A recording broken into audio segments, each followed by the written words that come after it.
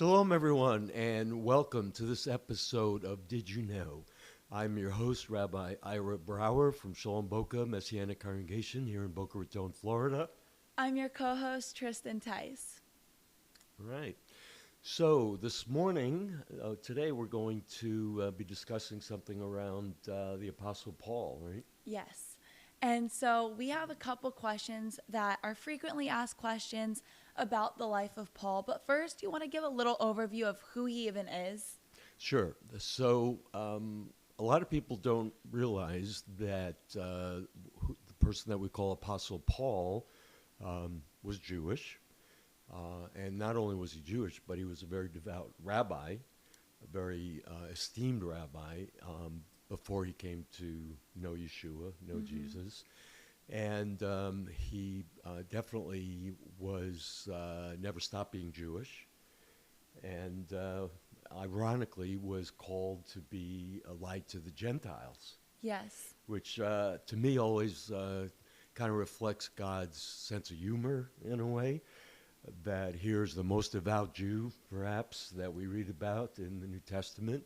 And you'd think, well, he would be going to the Jewish people. But no, God called him to go to these pagan Gentiles to share the love of the Jewish Messiah to them, to the people from the nations. Yes.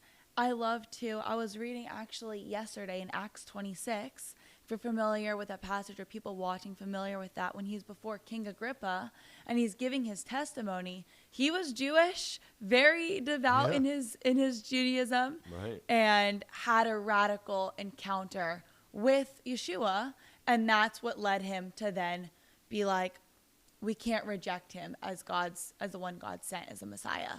Yeah. Yeah, and it's just so ironic that when we first read about him in the book of Acts, he's participating in basically the murder of Stephen, the stoning of Stephen, and he's standing there holding the cloaks of the ones that were actually doing the dirty work. Right.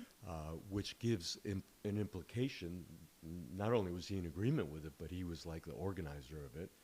And then we find him getting permission from the religious leaders to go up to Damascus to persecute and imprison other Jewish followers of Yeshua up in Damascus. And that's on the way up there is when he has that incredible encounter with Yeshua. Right.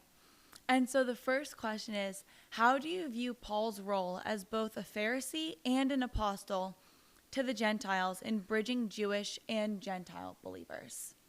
Yeah, that's a really great question. So most people know that the Pharisees were the religious leaders in the first century, in Yeshua's time. And a lot of times they get a bad rap, right? Because they came against Yeshua. But really, in a lot of ways, the Pharisees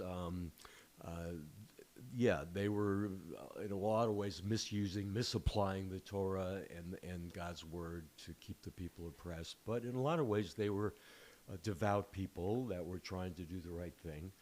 And Paul, his Hebrew name is Shaul. By the way, as a side note, a lot of people maybe don't realize this, that his name wasn't changed to Paul.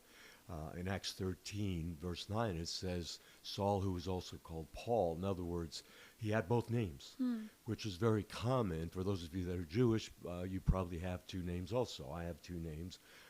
My English name is Ira, but at birth I was given a Hebrew name. My Hebrew name is Yisrael. Right.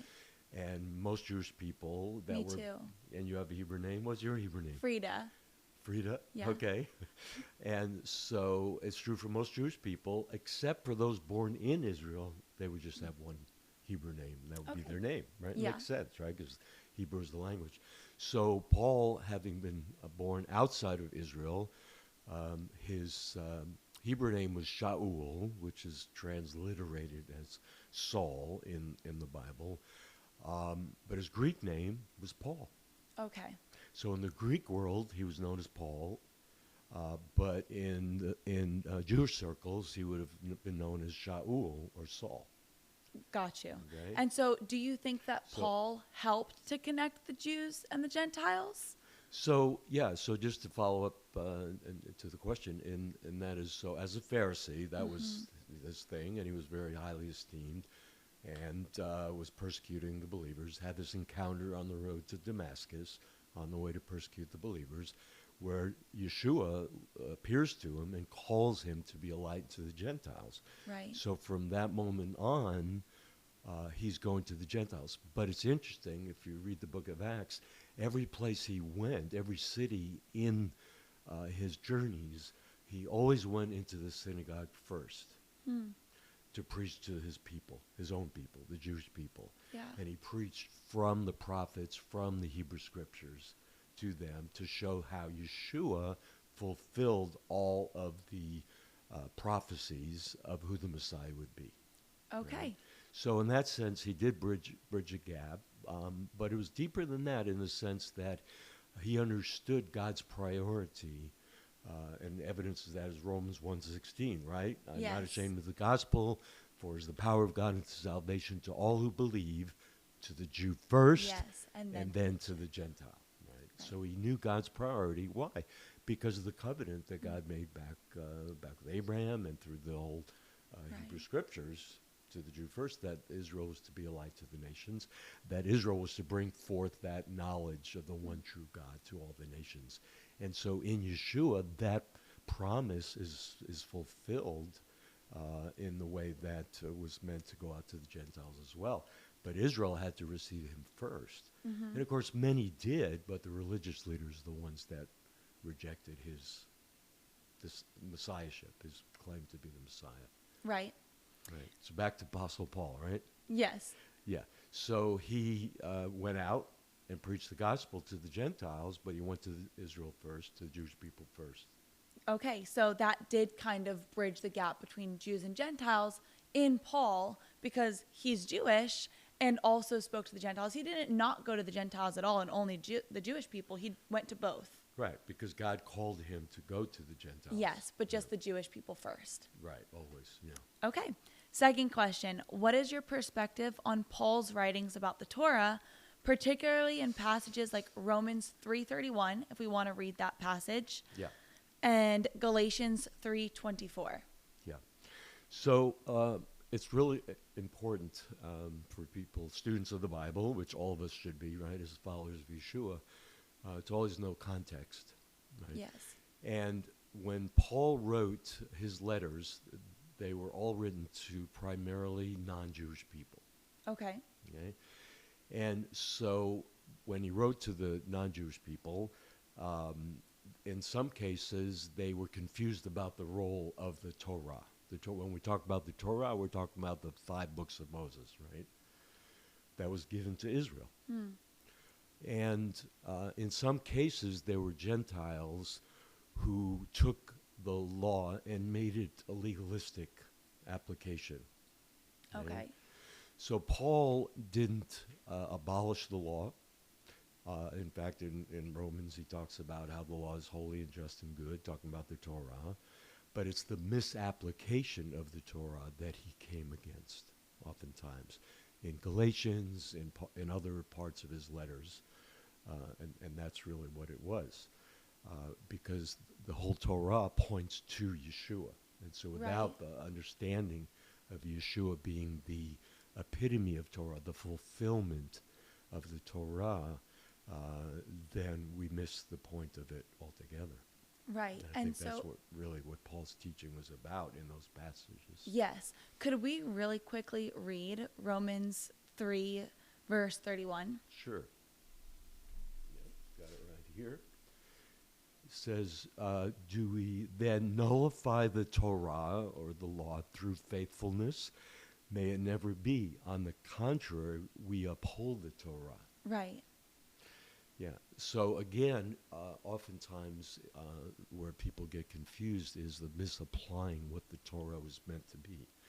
So it wasn't meant to be a list of rules of do's and don'ts, although it would seem that way, but it was meant to be a guideline for the people to live in right relationship with God in the context of that time, of Israel coming into the land. Okay. And of course, so much of the Torah is about the sacrifices. The different, the whole book of Leviticus is all about the sacrifices, and we don't do sacrifices now because Yeshua became the ultimate sacrifice. Right. And so, yet there's still value in understanding and studying those sacrifices and how they point to the ultimate sacrifice in Yeshua. And so with that last thing, if we could give like a quick answer to this. And again, guys, this is, an overview of questions. And if you have a follow-up question or you feel like you want something better explained, please comment down below. We would be happy to dive into that further.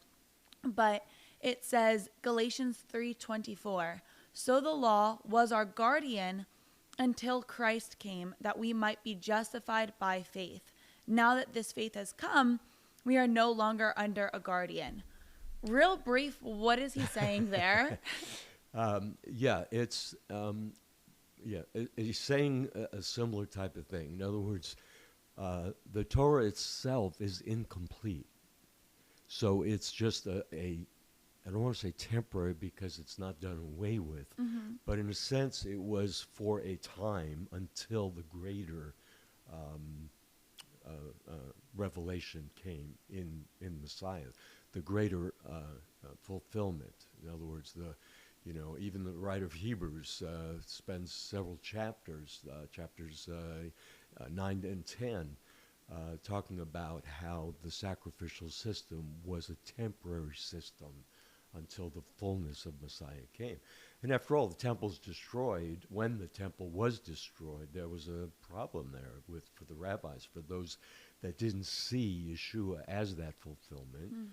And so a new system was developed, which is based on works and not on faith. Right. So the last question we'll answer is, how do you interpret Paul's statement in Romans 11 about the grafting in of Gentiles and the future of Israel? Yeah. So again, oftentimes Paul is misinterpreted and falsely accused of teaching that the law was no longer valid, right? And there's a whole scenario in the book of Acts, maybe we can talk about another time, where he comes back to Jerusalem, and the apostles there were concerned for people, for the accusation that had been made against Paul, that he was teaching Jewish followers of Yeshua that they no longer had to keep the law of Moses, circumcise their sons, observe Shabbat, and so on. And they tell him to go take this vow and go into the temple to prove that there's nothing to these accusations. So Paul never taught that Jews that followed Yeshua were no longer, to follow Torah, follow the circumcision, the law, and so on. It's just that it wasn't the means of salvation. Right. It's part of who Israel was called to be to show forth God's faithfulness. And so the grafting in aspect is to show that Gentiles are grafted into that olive tree, who is Israel. Yeah. And not the other way around. And even though Israel was in unbelief, although there were always believers, Jewish believers in Yeshua, and of course today the Messianic movement is evidence of that. But even in Paul's day, there were many thousands and thousands of Jews who believed. But of course there were many who didn't believe, and those were the branches that were broken off. Yeah. But yet the wild branches were the Gentiles that were grafted into that tree. And what does that mean practically speaking? And maybe we can finish up with this part. And that is that Gentiles should understand that they, through grace, have been brought into a tree that is a Jewish tree, so to speak, right? It's the olive tree. It's Israel. The promise that God made to Israel. Now Gentiles get the benefit of that. Yes. Guys, we hope that this helped to answer some of your questions. And again, super brief overview of some of these things and these concepts. But we would be happy to dive in deeper to answer further. So please comment things down below or other questions that arise. And I think we answered them as thoroughly as possible in the time. Yeah. We can. Yeah, we would encourage you to post questions if you have questions related to this issue or anything related to Paul and his interaction with both Jews and Gentiles.